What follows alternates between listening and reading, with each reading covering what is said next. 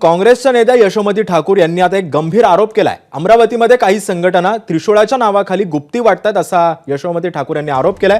गुप्ती वाटणाऱ्यांचा शोध घ्या, शस्त्र कुठून आली हेही तपासा असं देखील ठाकूर म्हणाल्यात। तसंच अमरावती जिल्ह्यामध्ये अशा प्रकारांमुळे हिंसक वळण लागतंय।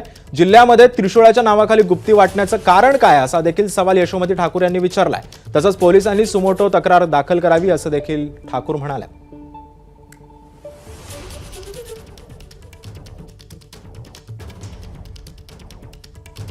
काही संघटना अशा प्रकारे त्रिशूलाचं वाटप करतायत।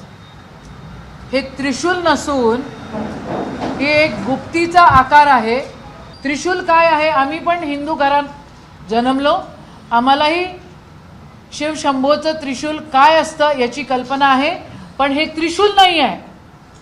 हे त्रिशूल कोणत्याही अँगलनी हे त्रिशूल वाटत नाही आहे।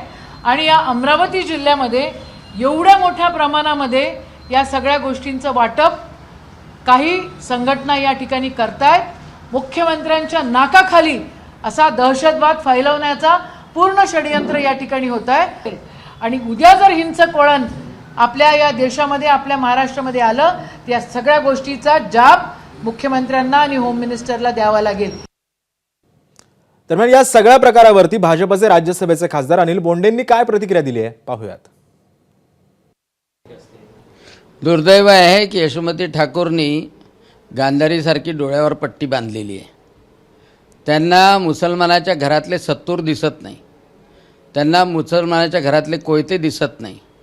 आणि एक धार्मिक विधी म्हणून जर कोणी त्रिशूल वाटत असेल आणि खरोखर द्यायला पाहिजे तर त्याच्यामध्ये गुप्ती नजर येते।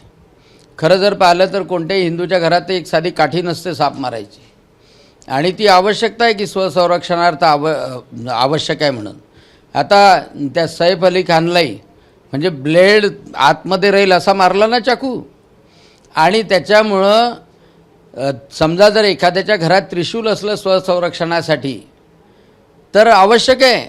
कारण का प्रत्येकाच्या घरात, आम्ही अचलपूरमध्ये अमरावतीमध्ये पाहिलं की प्रत्येकाच्या घरात कोयता असतो, तिथे प्रत्येकाच्या घरामध्ये सत्तूर असतो की केव्हाही वार करू शकतात। ते नाही दिसणार, ते जीवघेणं हत्यार आहे हे यशोमती ताईला दिसत नाही। दुर्दैव आहे, या लोकांनी डोळ्यावर पट्टी का बांधून ठेवली की त्यांना माहीत नाही की याच्यामुळे समाजाला धोका निर्माण होतो। पण राजकारणासाठी एवढं लांगुल चालन करायचं की अल्पसंख्याक लोकांच्या मनामध्ये भीती निर्माण करायची की एखाद्याजवळ जर त्रिशूल सापडलं तर।